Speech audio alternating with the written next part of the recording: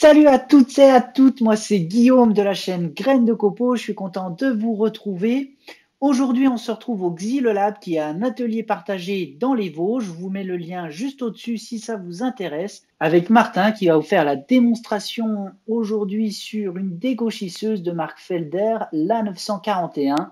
N'oubliez pas de vous abonner à la chaîne. Si vous le manque des informations à la sortie de cette vidéo, je vous propose un format beaucoup plus long, pas sur la même machine, mais je vous explique exactement en détail tout sur le dégauchissage. Vous avez juste à cliquer sur la petite flèche qui s'affiche en haut.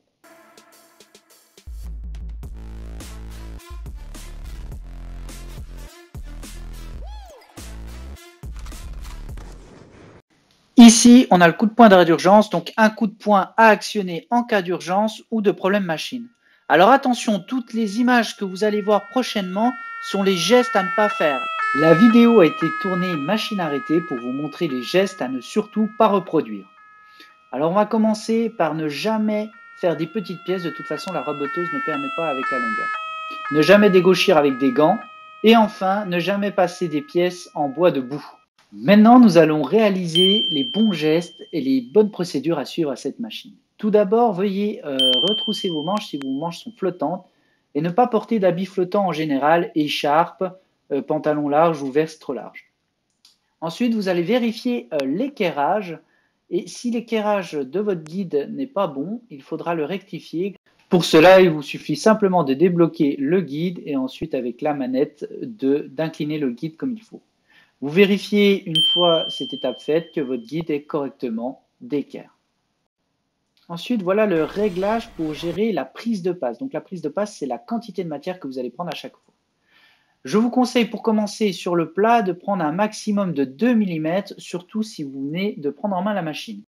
Ensuite, on commence toujours par le plat sur la dégauchisseuse, donc SR1, la surface de référence 1. Et là, vous allez régler le carter de protection pour pouvoir passer votre pièce à plat correctement. La deuxième étape, ça va être de faire le champ. Et là, vous voyez, je vous montre les réglages pour pouvoir passer votre pièce sur le champ. Il faut bien mettre en place toutes les sécurités pour éviter les risques de lésions pouvant entraîner de graves blessures. Ensuite, on va voir comment placer votre bois. Alors ici, bien sûr, le bois est exagéré. Vous n'aurez jamais un bois comme ça, mais simplement pour vous montrer qu'il ne faut jamais mettre le bois du côté de la bosse, du côté convexe. Vous n'allez jamais pouvoir dégauchir correctement votre bois, parce que plus vous allez dégauchir, plus votre morceau va continuer de s'arrondir. Alors que du côté concave, donc cette fois-ci le trou au milieu, vous pouvez voir qu'en touchant les extrémités, déjà votre bois il est stable. Et de cette manière-là, à chaque fois que vous allez dégauchir, vous allez prendre un petit peu devant pour le moment et derrière seulement. Et plus vous allez aller, plus votre morceau va se rectifier. Je repars avec une planche moins cintrée, je règle le protecteur et je vais m'assurer donc d'avoir le côté concave contre la table, donc ça veut dire le trou contre la table. Mettre en route l'aspiration et ouvrir la trappe. Il vous suffira ici d'appuyer pour mettre en route la machine et enfin sur le rouge pour arrêter la machine normalement. Nous allons attaquer, alors on règle la prise de passe, mettre en route la machine.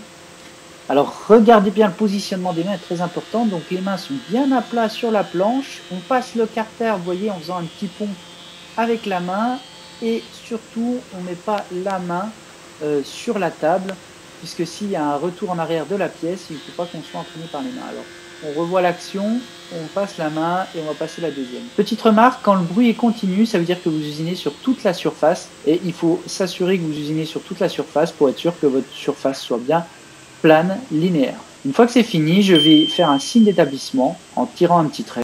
Attention, ne jamais retirer les copeaux avec sa main.